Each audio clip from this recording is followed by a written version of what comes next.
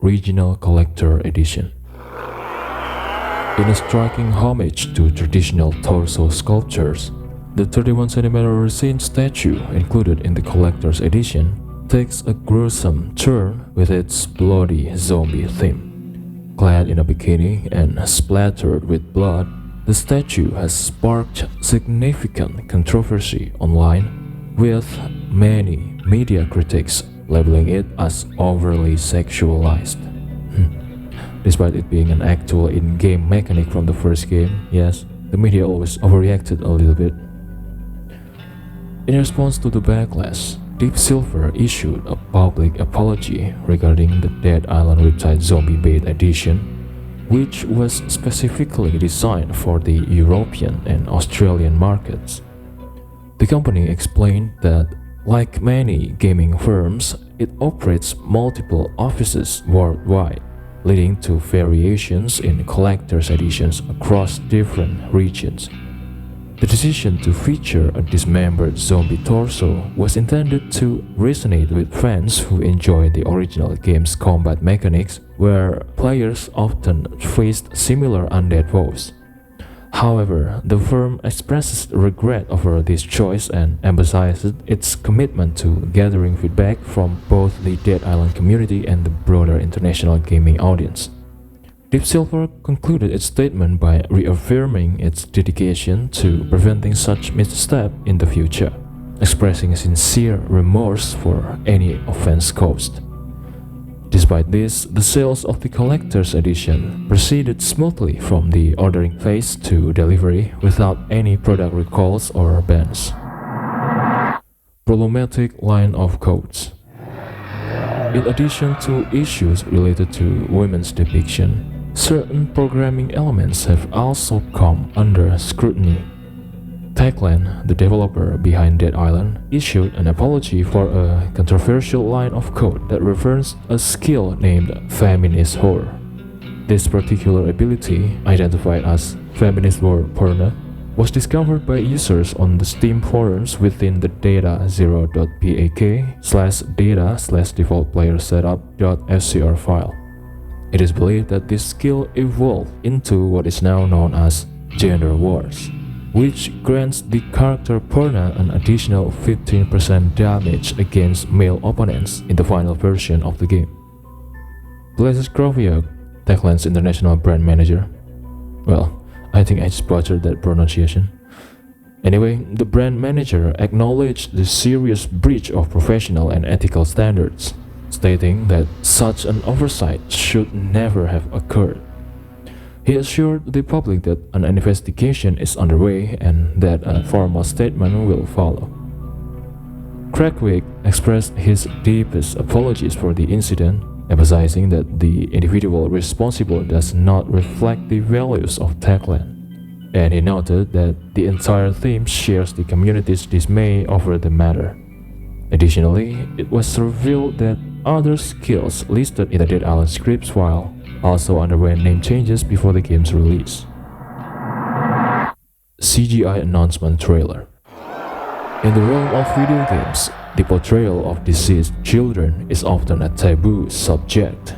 Yet the overwhelming reaction to the Dead Island trailer suggests that depicting a zombified child being thrown from a hotel window can generate significant media attention. Since its release, the 3-minute CGI teaser has garnered millions of views on YouTube, attracting considerable media coverage and even catching the eye of Hollywood. While the trailer was undeniably sparked excitement for a title that was previously under the radar, it has also ignited discussions about whether the creative choices made by Axis Productions crossed a line. Stuart Atkin, co-founder of Axis, addressed the controversy surrounding the trailer's dark imagery, particularly the portrayal of the young girl. He acknowledged the impact of their decision but emphasizes that it aligns with the narrative they aim to convey, asserting that it was a fitting choice within the context of the story they wanted to tell. Atkin revealed that the initial ideas for the trailer positioned the mother as the primary source of sustenance for the zombies, but the team at Axis believed it was essential to heighten the emotional stakes within the family dynamic. This creative decision ultimately spared the mother but led to a tragic outcome for her daughter. Atkin explained that the daughter's death is not particularly graphic or gruesome. Rather, the true shock lies in the twisted nature of the parent-child relationship, especially when the daughter turns against her father despite his efforts to save her. He acknowledged that if viewers found this unsettling, it was an intended effect, emphasizing that the goal was not to offend but to provoke thoughts.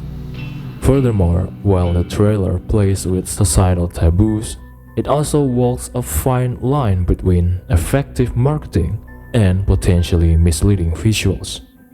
Atkin clarified that the character depicted in the trailer do not necessarily correlate with those in the actual game, and the portrayal of the island serves as a loose interpretation of what players can expect. He justified the trailer's divergence from Techland game by stating that a fully computer-generated trailer offers a different experience than gameplay itself. Rather than attempting to mimic actual gameplay, the trailer aims to narrate a story set in the same universe, illustrating an event that reflects the type of interactive experience players might encounter. The focus has been on conveying that story as effectively as possible. Movie adaptation. When the trailer released in February 2011, it created a significant buzz, leading many to believe that a film adaptation was imminent. However, initial reports regarding the sale of the film rights were somewhat misleading, as the rights were not as neatly packaged as first thought. Fast forward to September that year, the situation has changed, with Lionsgate acquiring the rights to the film.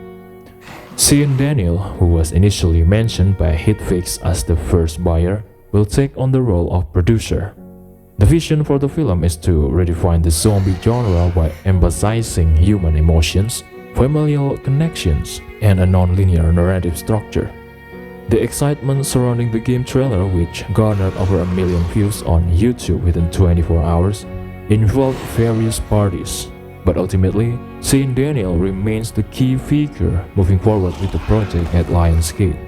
Although there has been no significant progress on the film yet, including the hiring of a screenwriter, Joy Drake from Lionsgate expressed enthusiasm about the property, stating that it aligns perfectly with their goals for adaptation, highlighting its sophistication, edginess, and potential for franchise development. So, originally, Lionsgate had acquired the rights to produce a Dead Island movie, but those rights reverted to Deep Silver following a shake-up in the company's upper management. Almost exactly 3 years later, in August 2014, Occupant Entertainment, an independent film and digital media company based in Los Angeles, is stepping in to explore this opportunity. In a statement to certain interview, Occupant emphasized that Deep Silver has successfully built a game franchise characterized by cinematic and widely acclaimed trailers, which serve as an excellent foundation for launching a film series that offers a unique and commercially viable perspective on the zombie apocalypse genre. The company aims to collaborate with the right filmmaker to create a project that is both original and appealing, while also broadening the existing fan base. Occupant's previous work include notable films such as All the Boys Love Mandy Lane and Peep World, showcasing their experience in crafting engaging narratives. Filming was scheduled to begin in 2015. However, since then, no new information has been released, so it's unknown if filming ever started in 2015 or if it never did. Banned spin-off TV advertisement. An Australian television advertisement for the zombie survival game Dead Island Riptide has been withdrawn following public outcry regarding its portrayal of suicide. The Advertising Standards Board of Australia made the decision to ban the ad despite arguments from the game's local distributor, AIE, who claimed that the theme of suicide was contextually relevant to the game's narrative. In their statement, the distributor explained that the advertisement aimed to illustrate the profound despair experienced by the game's character, who are relentlessly pursued by hordes of zombies without explicitly showing the violence of their encounters. However, the board disagreed, emphasizing that the depiction of suicide, even within a fantasy context, constitutes a form of violence that is unacceptable in advertisements, particularly for a video game targeted at adults. They highlighted that suicide is a significant societal issue and that using imagery suggestive of it in a commercial setting is inappropriate.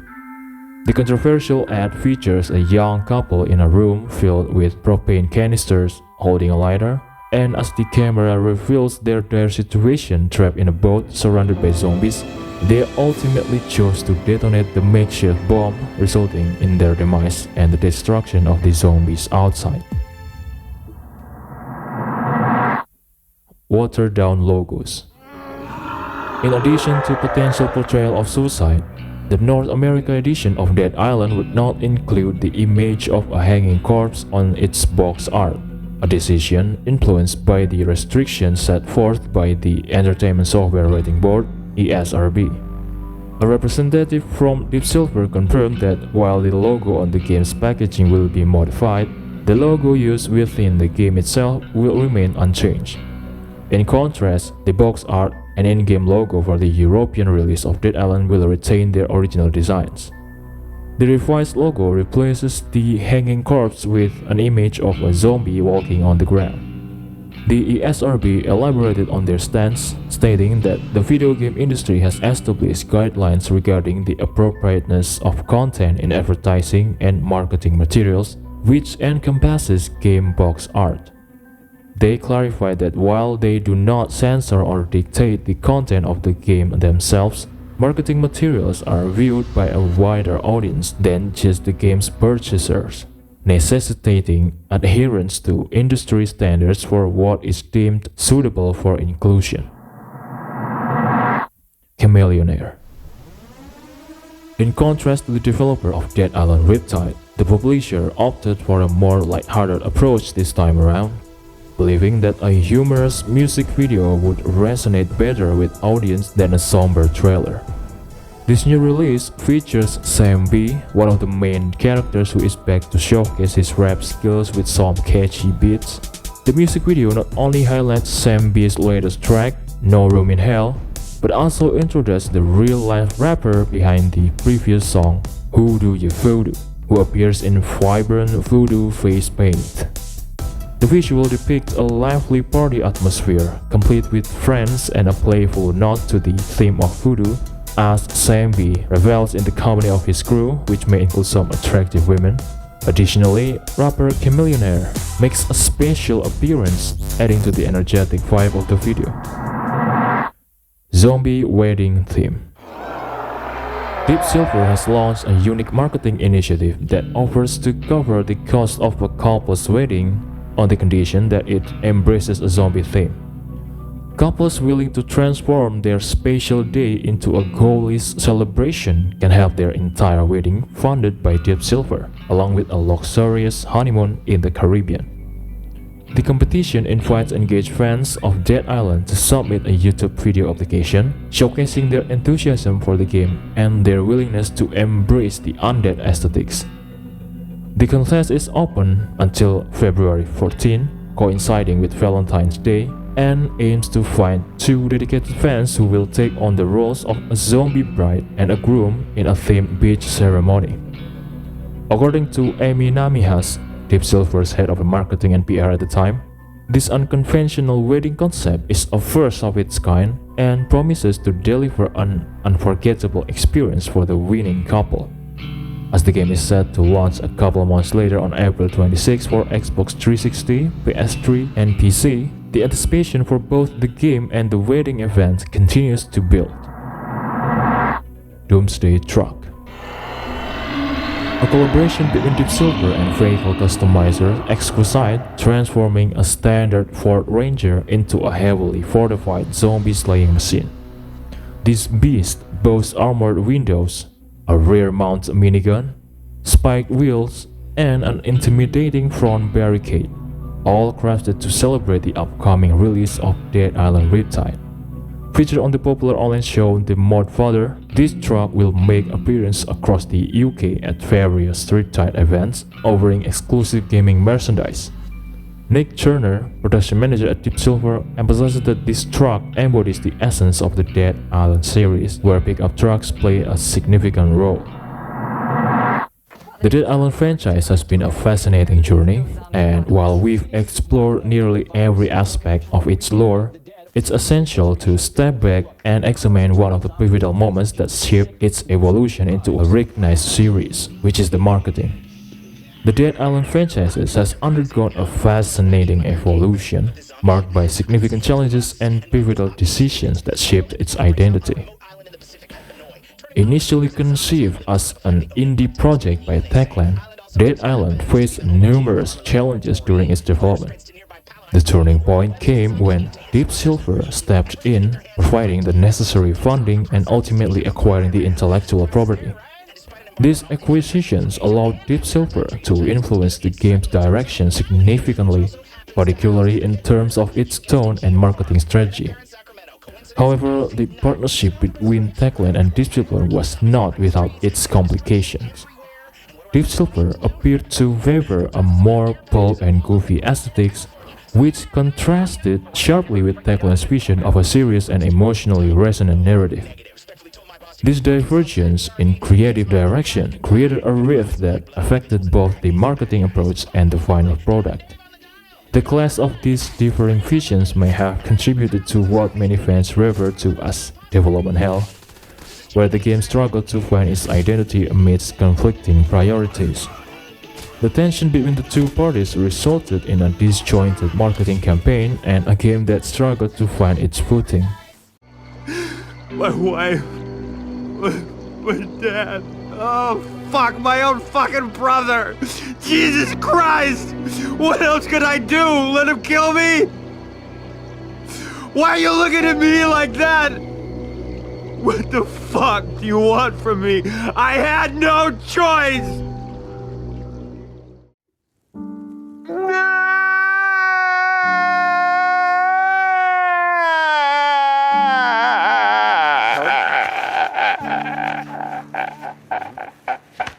Meanwhile, I knew I had to get inside somewhere fast and came up on this place, but phew, it's locked up tight in a nun's asshole.